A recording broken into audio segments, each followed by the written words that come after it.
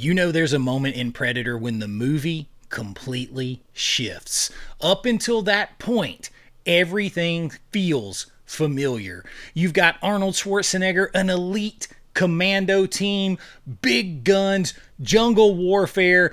It looks like another 80s action movie. And then something starts hunting them. The jungle gets quiet, the rules disappear, and suddenly the most heavily armed team in cinema history realizes they are the prey. The jungle ambush in Predator isn't just a great action scene, it's one of the moments when the movie reveals what it really is. And more than 30 years later, it's still one of the most perfectly constructed action sequences ever put to film.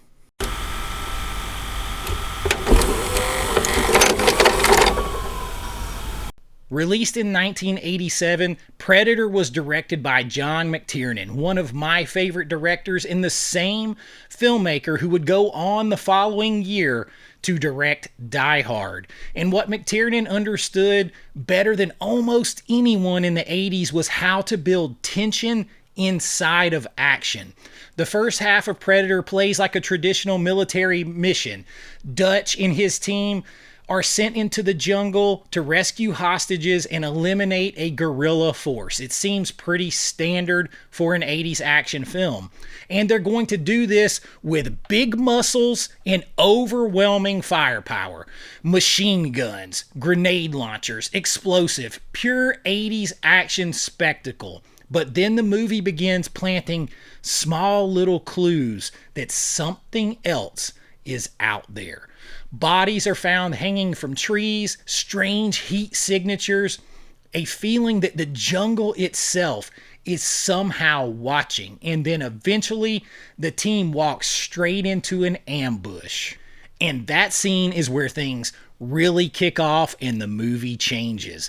Because 1 second, Blaine is firing into the jungle wearing a very similar shirt to this one, and the next second, he's dead. He ain't got time to bleed anymore because it's too late. And it happens so fast, the audience barely has time to process what's going on. Then Mac, his best friend, completely loses it. He grabs the minigun and unleashes one of the most ridiculous bursts of gunfire ever put on screen. The entire jungle erupts. You've got machine guns, grenade launchers, trees exploding, branches falling everywhere, debris flying up in the air. It's the most unbelievable moment of chaos ever. But here's the genius of the scene. All of that firepower doesn't do anything. All of it is just sound and fury signifying nothing. They fire thousands of rounds into the jungle and hit nothing. That's the moment the movie completely flips, because these are supposed to be the biggest, baddest ass, most dangerous men in the world, armed to the teeth, and now they are completely helpless. So why does this scene work? Most action movies are built on tension escalating. They build the tension through escalating power, things happening in the movie. More explosions, bigger weapons, more destruction, higher body count. But Predator does the exact opposite. It shows the audience that none of that firepower matters. None of their strength, none of their knowledge, none of it matters. You can see the fear starting to creep across the team. It's starting to seep in. The biggest, toughest guys who have seen it all are starting to lose it. These guys are professionals. They fought wars. They've been in the toughest situations you can imagine. But now they're facing something they can't see, something they can't track, something they don't understand, and it's picking them off one by one. And all of that uncertainty is what makes the scene so terrifying, because the movie stops feeling like an action film at that point and starts to 100% feel like a creature feature survival horror film. Another reason why this scene works so well is how it was shot. John McTiernan made a very deliberate decision to treat the jungle like a character in the film and this scene. The camera constantly moves through the trees, branches dirty up the frame, they block the frame. The environment feels dense and claustrophobic. It makes Cambodia feel like Kansas. You get the sense that the danger can come from anywhere, anytime, and they are surrounded, but you don't know why. The filmmakers also relied heavily on practical effects. That's just how they did it then. They're out there in the real jungle, so they're going to use real squibs, real explosion, real debris flying through the air. It's not faked. It's not in a soundstage. And when the team opens fire, they're actually tearing through parts of the jungle, which gives the scene a physical weight that CGI cannot match. And then there's the sound design. The gunfire echoes. The jungle falls silent between the gunfire bursts, and occasionally you hear something moving, just enough to remind you that the predator is still out there watching. And the brilliance about this sequence is how it redefines the whole movie seamlessly, midstream, completely changes it. When the audiences walked into theaters in 1987, they expected to see another Schwarzenegger action film, a war film, and then the movie lets them believe that's what they're watching for almost half of its runtime. But then the jungle ambush reveals the truth. This ain't Commando. This isn't a war movie. It is a monster movie. The Predator is essentially Jason from Friday the 13th. He is a creature slasher villain in a horror movie with advanced technology. He's invisible, unstoppable, patient. And once that realization clicks in, the entire tone of the movie, the entire film completely changes. The hunters have now become the hunted.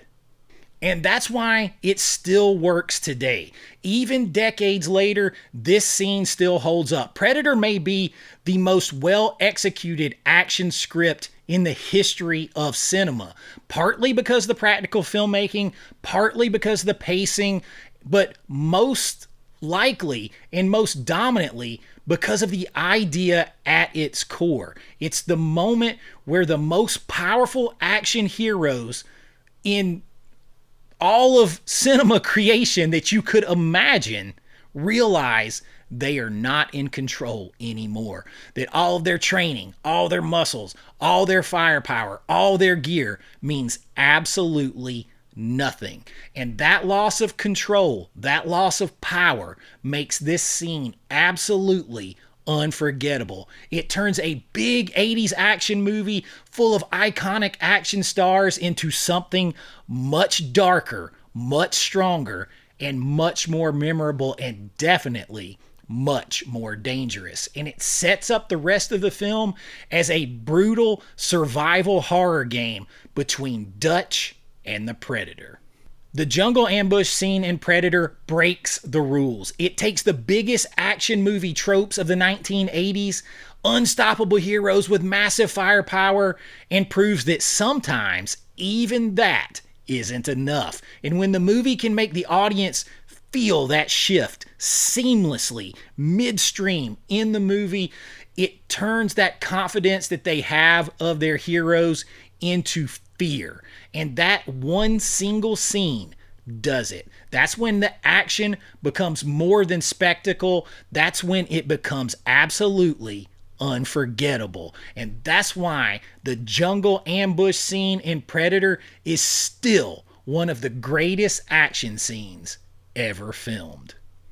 And that's what I got for you today. A quick look at one of the best and my favorite scenes of all time in action movies. If you enjoyed this, please like and subscribe and let me know. Do you like this scene? Do you like this kind of thing? I will do more because there are some great scenes out there. And if you enjoyed this enough and you want to hang around and do a little more, my Patreon link is always in the description. You'll get your name and lights on every single video, behind the scenes looks at my filmmaking, special members only videos, and so much more. And everything helps the channel, and I really do appreciate it. But until next time, Be kind, rewind like always. This is Chase with AV Pop Culture, and I'll see you real soon.